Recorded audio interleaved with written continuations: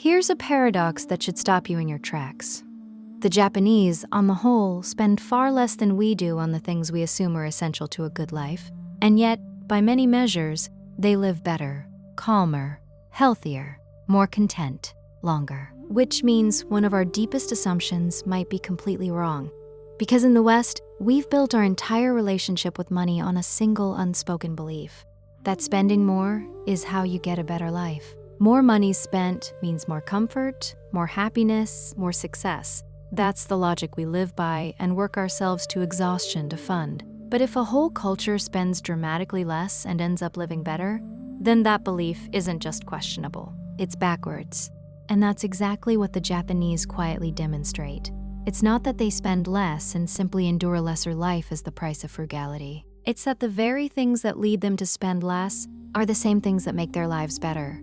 The spending less and the living better aren't a trade-off, they're the same coin.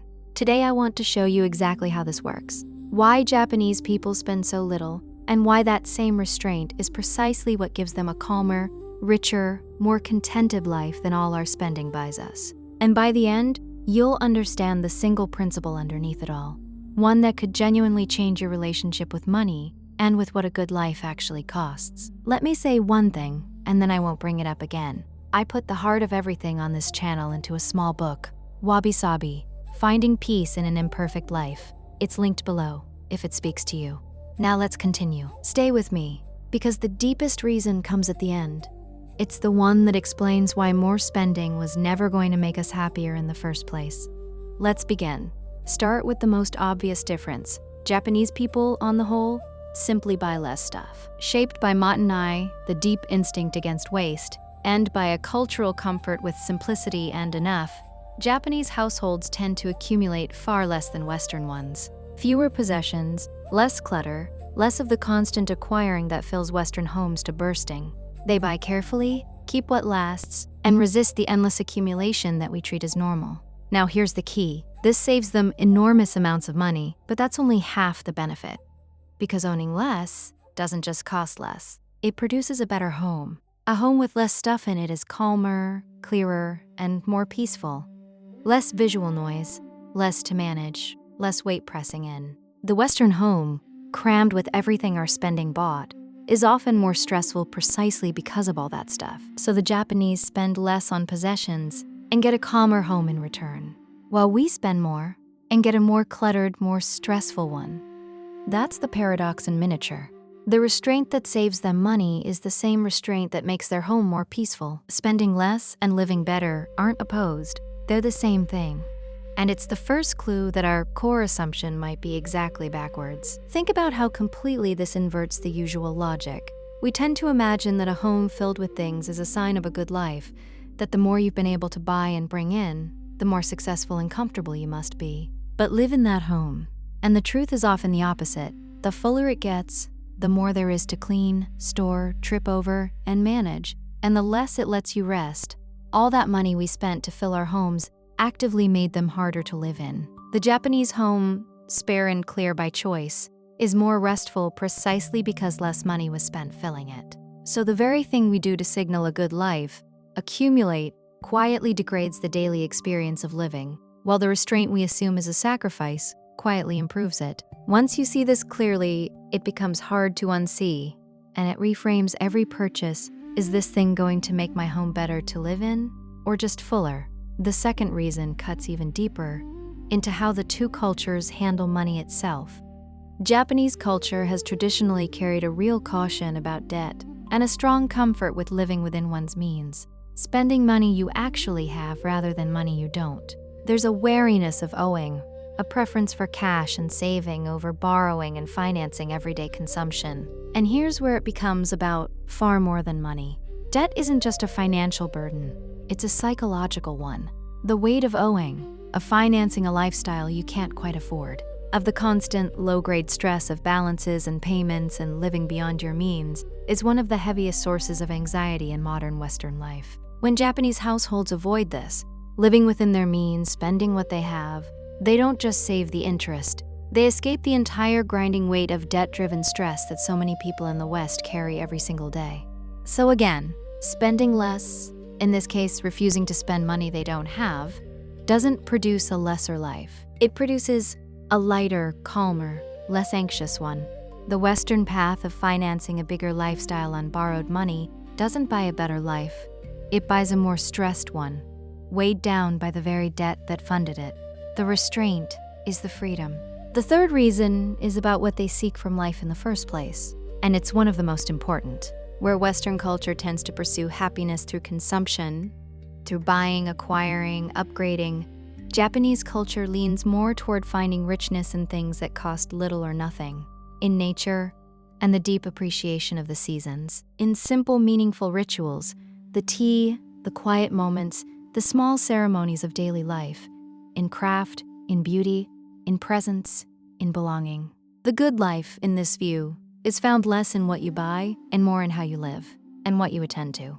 And this is a profound difference because it means the sources of a good life are largely free. You cannot buy the appreciation of a season, the peace of a quiet ritual, the beauty of a simple moment, the richness of presence. These cost nothing, and yet they may be far more nourishing than anything money can buy. So a culture oriented toward these as the sources of a good life naturally spends less because the things it values most aren't for sale.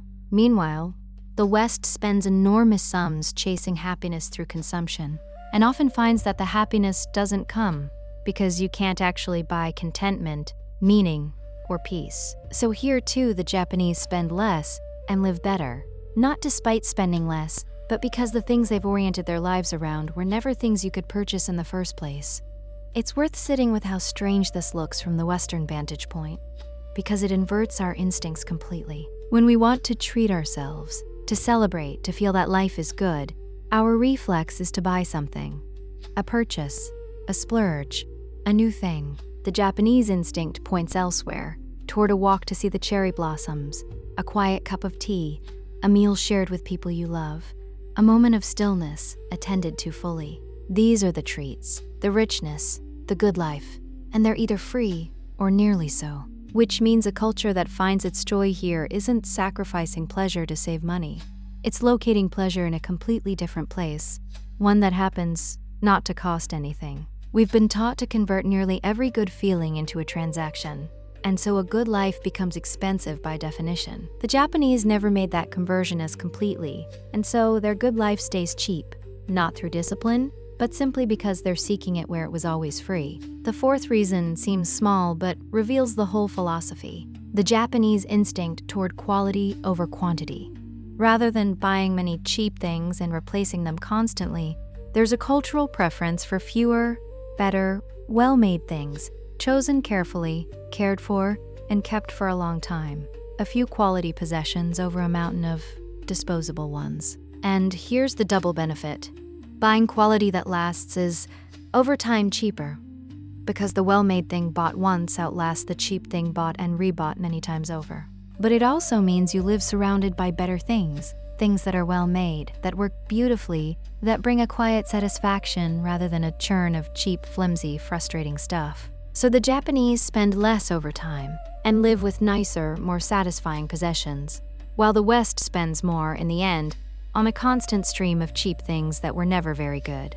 Once more, the paradox holds. Spending less and living better are the same choice. The restraint that saves money, buying quality once instead of cheapness repeatedly, is the same restraint that fills a life with better things. The fifth reason removes one of the largest and most invisible drains on Western spending: the need to impress. An enormous amount of what people spend money on in the West is spent to be seen, to signal status, to keep up with others, to project success through possessions. Japanese culture, with its values of humility, group harmony, and not standing out through conspicuous display, tends to be far less driven by this kind of status spending. And escaping this is a double freedom.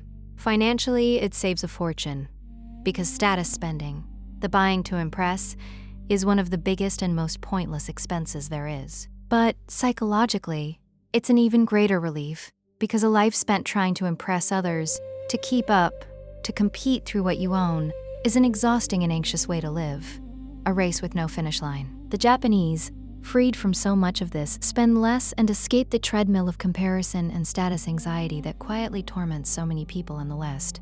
So yet again, The restraint saves money and improves life at the same time. Not spending to impress isn't a sacrifice.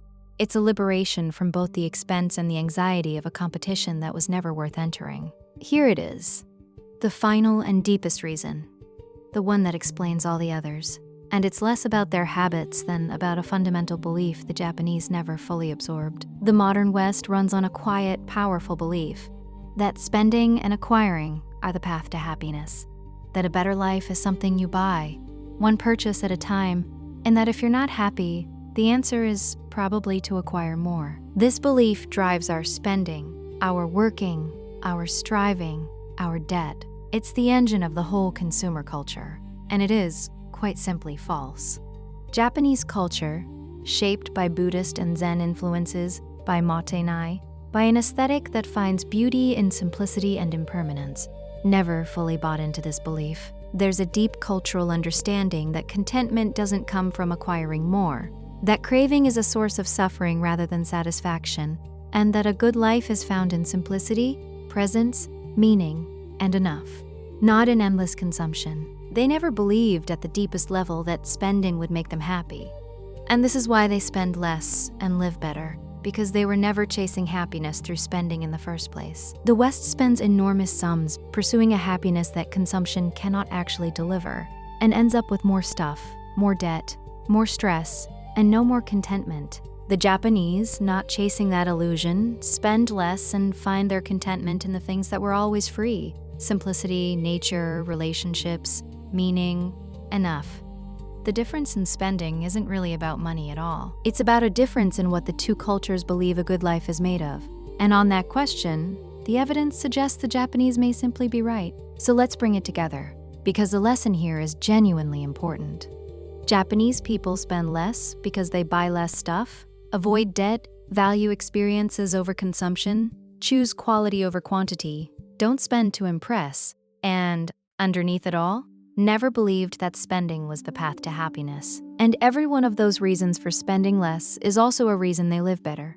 The calmer home, the lighter mind, the richer sources of meaning, the better possessions, the freedom from comparison, the contentment that consumption could never buy. That's the principle, and it overturns everything we've been taught.